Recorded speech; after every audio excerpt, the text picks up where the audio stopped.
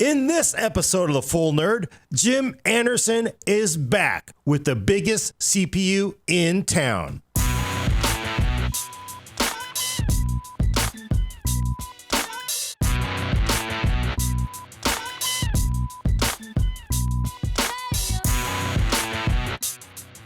Hey everybody, welcome to this special episode of The Full Nerd. AMD's Jim Anderson is back. There's a new t-shirt, special edition, and even better, behind us is the special edition Threadripper, which AMD has made for people who have vision issues like me. But of course, the real deal is in front of us. This is the 16 core, but the news is the 32 core. So today it's Threadripper unveiling day. Jim is here to tell us all the special details. The only one anybody cares about, the top end part. That's the only one anyone cares about. Well, okay. Well, it is the only one cares about. Sadly, all right. But that's a good thing for you. Yes. We're going to get right to it. Go ahead. What's the model number and how much? It is, so on the very flagship version, 32 core, 64 thread, it's the 2990WX, and the list price is $1799. Not bad. Pretty good. good. I think that's pretty good. Gordon, actually, to put that in context, think about that. If you rewind about, let's say a year and a half ago, actually before we launched Threadripper, if you go back in time, the best in this part of the market, HEDT, the best you could get was about a 10-core processor, actually at around that same price, $1,700 to $1,800. Now, that was from our competitor. $1,723. Okay, all right, $1,723, 10-core. And then we launched Threadripper, and now we're about a year and a half later, and now at around that same price point, you're now seeing 32 cores from AMD. I think that's pretty good. That's a lot of progress in 18 months. The thing is, you're right. It's unfair. There actually are three other Threadrippers. I didn't expect the other two. You want to fill us in about the other three? Sure. So there's an X series and a WX series, and there's two processors in each one of the series. In the WX, there's, of course, the 32 core, but there's also going to be a 24 core, and the 24 core is at $1,299. And then in the X series, we've got our flagship in the X series is a 16 core processor. So this will be our second generation 16 core. Actually, in the first generation, the 16 core was by far the most popular version. So we're really excited to get the second generation of 16 core out as well. So that'll list at $899, and then we'll do a 12 core version in the X series as well, and that's at $649. So. Yeah, it's really interesting because when you launched originally Threadripper, you had 16, 12, and 8, right? There's 12 and 8. Yeah. I sort of thought the 12 would be more popular, but. I didn't think it was going to be the 12. I thought the 16 and the 8 would be very popular because you kind of think of 8 as the entry model, right, and then 16 as if you want the absolute top number of cores. But we saw 16 core being by far the most popular model, which actually that was part of our sort of rationale or thinking around. Okay, there must be more room for more cores here, right? There are people that want just maximum level of multi-threaded performance. So, I kind of wondered when I, of course, said that the 32 core is the only one people care about. I kind of went along the same thinking, like, you know what, the people who bought the 16 core, I figured they're going to want to go all the way to 32. It's like, you don't. Yeah, I think we've got a set of users, especially what we would call like creators, innovators, people doing high-end 3D modeling, content creation, maybe video rendering, etc. They are never going to be satisfied with the level of multi-threaded performance we can give them. No matter how much we give them, they'll always want more. So I think for that class of user, they will absolutely migrate to the 32 core, right? Because the more cores, the more threads they have, the faster they get their job done, the more they can do. So I think there's definitely a class of user that can't wait to get to the 32 core. It's definitely, and I got to say, it's the do you want a large at the movie theater for a quarter more? It's like nobody ever says no, right? Nobody says no. The triple cheeseburger, right? You ever mess with them and say, no, I would like it small? They're like, what? That costs more money. Yeah, exactly. But and it's funny because before we started, I actually went and looked at some of the cost per core. So 32 core, 2990X is WX. Sorry, got to remember the new W, is $56 a core. Yeah, in fact, actually, all four of the models are around $50-some per core, which is what I think is pretty neat. Is that's a little bit lower per core than the first generation. So you can see not only are we driving up the performance on each generation, if you go 16 core to 16 core, so 16 core first generation to second generation, higher performance, higher clocks, better boost algorithm, etc. But also we reduced the price a little bit as well. We went from a list price of $999 on first generation 16 core down to $899. So we're trying to bring more performance, but also a little bit better, value as well. So continuing to try to push the envelope on, really ultimately performance per dollar. Right? Sure. So, and it's a quarter more just for the extra large. He's like, okay, I'll take it. And just for comparison, interestingly, I went ahead and I looked at Skylake X, your competitor's part, and their 18 core part is $109.94 a core, basically. So, and you guys are offering $56. Wow. Okay. Actually, per thread, it's about $55 for an 18 core Skylake X, and per thread it's about $28. Yeah, so what we're trying to do for our user is we want to deliver the absolute maximum level of performance with Threadripper that we can, right? Threadripper represents for us top of the line, the best performance we can deliver, best multi-threaded performance. And so what we're really trying to do is carve the envelope, drive the industry in terms of maximum performance, right? And I think Threadripper, just first generation, really shook up the industry, right? Really redefined what is the right performance level at in this HEDT market, right? Sure. And we want Threadripper Generation 2 to do the same thing.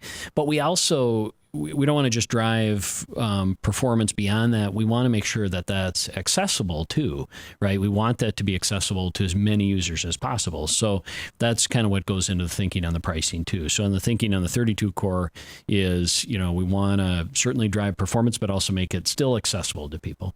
Okay, and the WXing it does seem like it is aimed at content creators. Yeah.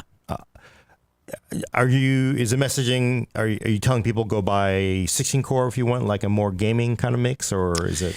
No, it's more around, the way I think about it is the X series, which is the 12 and the 16 core. The second generation is really just the successor to the first generation, right? So the new 16 and 12 cores are the follow-on generation, and you're going to get a really nice performance boost from first generation to second generation. But the WX is just a different class of performance, right? So WX, a 24, the 32 core, we're introducing sort of a new level of performance, and it's really meant for users that need absolute maximum multi-threaded performance, right? Again, people that need that level of performance are doing really high-end content creation, all sorts of creative, innovative things, 3D modeling. I mentioned some of them before, video rendering. And so for that class of user, maxing out number of threads, number of cores is important. And so WX is really meant to signify that. Now, it'll game Sure. as well, right? Obviously, you can use the WX to game. I mean, I'll use the WX part, and I game on the weekends, right? Right. So I'll use it to game, and it'll be fine, right? But it's really meant for those users that want just maximum creativity performance. Okay. And can you say what the clock speeds are on the parts? Yeah, sure. Let's see. If you're testing me on the go back to the cheat sheet. So I don't. It's. Well, let me see if I can do by vibrate. No, on the WX parts, base frequency on both WX parts is 3.0, and a boost, the max boost is 4.2. So actually, if you think about it, 32 core running at a base frequency of 3 and boosting up to 4.2 on a single thread, that's pretty good, right? So, and then that new boost algorithm that we introduced with the second generation of Ryzen desktop, Threadripper in second generation inherits that as well. So it's a really nice performance increase for any of the sort of lightly threaded or applications that don't use all 32 cores but maybe use 16 or 18 or Sure. 20 or something like that. And then on the X series processor, base frequency is 3.5 gigahertz, and then the boost on the 16 core is 4.4, and the boost on the 12 core is 4.3, I think. Does the cheat sheet say that too? I think so. Did I get that right? Yeah. I think, I did. Yeah, I did actually. Pretty good. I got that right. That wasn't so It's bad. like he makes these things. He does. That is a pretty decent base clock, I got to say, for the amount of cores there are. That's 32 pretty cores, decent. That's absolutely good. 32 at 3 gigahertz, you're going to be Not cooking bad. a lot of apps. Not bad. Although I do wonder how long it's going to take the ecosystem to catch up. For, I guess, real workstation users, they're like, give us more. 32 cores, that's not even enough. We Yeah, need there's more, right? look, there's some applications that will take immediate advantage of this because we've already been testing it ourselves. Actually, we've had some early adopter users kind of road testing it as well, and there are applications that make immediate use of it. They are, those early adopters are incredibly happy with it. Now, there will be, I think, applications or games in particular that, look, they were never, especially older games, Right. they were never designed for 32 cores or 64 threads, right? So there will be some applications that need to be re-optimized, retargeted, right? But we do, through Ryzen Master, have those different modes where you can kind of go drop back to a legacy mode, drop back to a 16-core mode or an 8-core mode to run an older application. I think I saw that on both sides of the aisle. I saw games that suddenly broke when you threw that many threads at them. So. Yeah. There are a few games that do take advantage of the additional threads, and I think where the games are going over time is they're going to be making use of more threads over time, right? That's the natural progression, right? Right. And does it feel like we're actually there? Because I'm gonna, when we look back to the Ryzen launch and Threadripper, developer support wasn't really there, but a year later, it said everybody's really turned around. Oh, much better. Yeah. So we have a lot of our gaming developers that we're now partnered with that we're giving systems in advance so that they can retarget their games, optimize the game. So the engagement between us on the Ryzen processors and the developers is much, much better than it was, say, 2 years ago. Sure. Yeah. And they're also not waiting because that's always been the knock. Everybody blames, frankly, I've been hard on developers because it's like, where's all the code? Where's all the games for these, 8-core parts? Yeah. And, their argument is like 1% of the market has 8-core CPUs and up. Now, of course, that's really different, I think. I think that's really changed. I think that's changing, right? But a bit of it is we are carving an entirely new envelope of the level of performance in this segment. And so, step one is we got to get the hardware out there, and then the software will take advantage of that, will be re-optimized, retargeted to take advantage of that. So. Wow.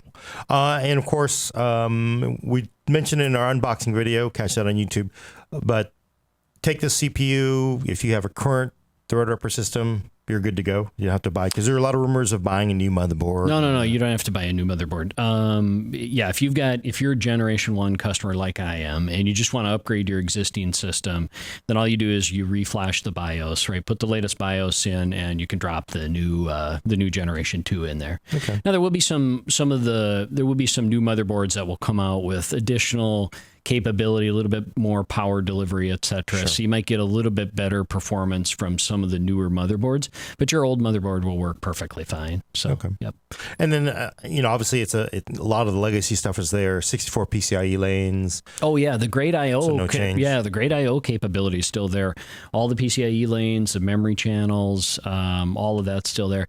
Look, it was actually really important to us in Generation 2 to maintain compatibility, and clearly that's easy in the 16 and 12 core, but even on the 32 and 24 core, we absolutely wanted to maintain compatibility. We wanted the user to have a drop-in compatible experience, right? So that if you were a Generation 1 user, you had an easy upgrade path, and if you're a first-time Threadripper user that's starting at Generation 2, you can leverage all those motherboards that are already out there, that huge ecosystem that's already out there. We don't have to drive a whole new refresh of the boards, right? So that was important for us. It's a lot easier this time. Absolutely, feels like then, right? Yeah, So. yeah, definitely. And the availability of the boards, I think, is pretty widespread. Yeah, I think we've got a lot of selection now on boards, right? And it keeps growing all the time too. So where do we go from here, though? Because it's we talked about this at Computex, but I can't believe we're at 32 cores, and we were just amazed a year and a half ago to get to 8 cores.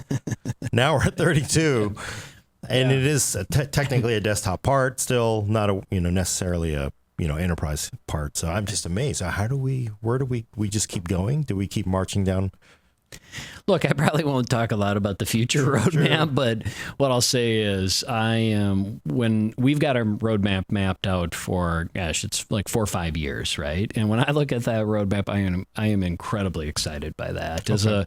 As a PC user, as a high performance computing enthusiast, as a microprocessor geek myself, that roadmap is fantastic, right? And so I'm really excited about it. So we got a lot more work to do here. So he will not tell you about third generation Threadripper, basically. He will not tell Not you all the yet, secrets. right? Not That yet. would be, he would get a really bad call the minute this ended. that wouldn't go well. Hey, I wanted to ask you, about special edition parts, like certain competitor just had a, pretty cool, paying homage to the 8086. They had an 8086K. And I was thinking next year, I think, is the 20th anniversary of, is it Athlon? I'm thinking. It may be the 20th anniversary of K7.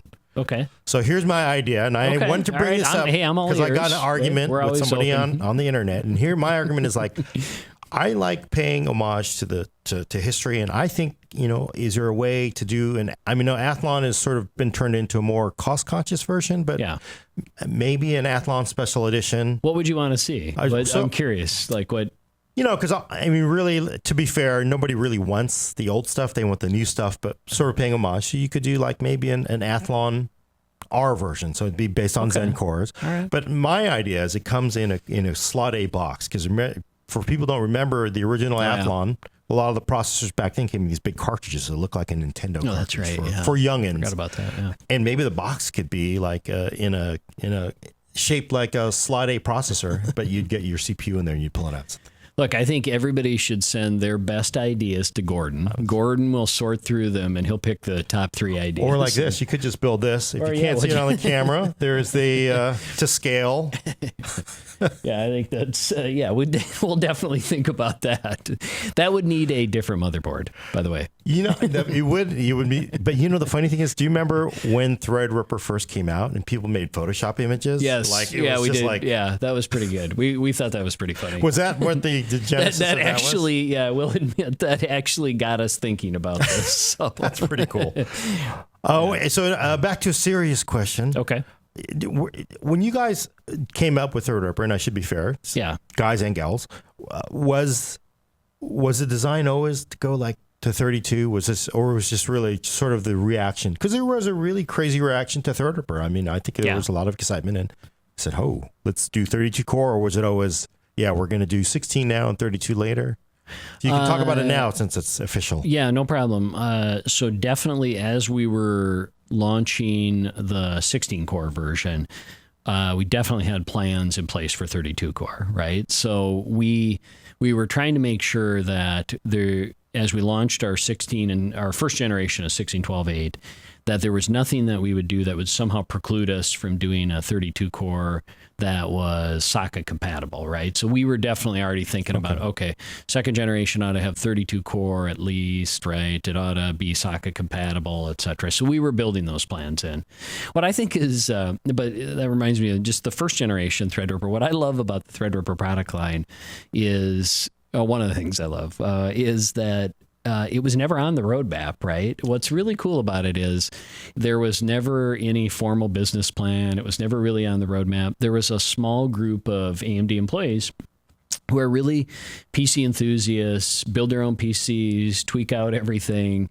And they were sort of doing the Skunkworks concept on sort of the ultimate high-end desktop processor. They've been working on it for a while in the background. And then it was around Computex 2016, they showed me this concept. And the minute I saw it, I was like, we got to go build this.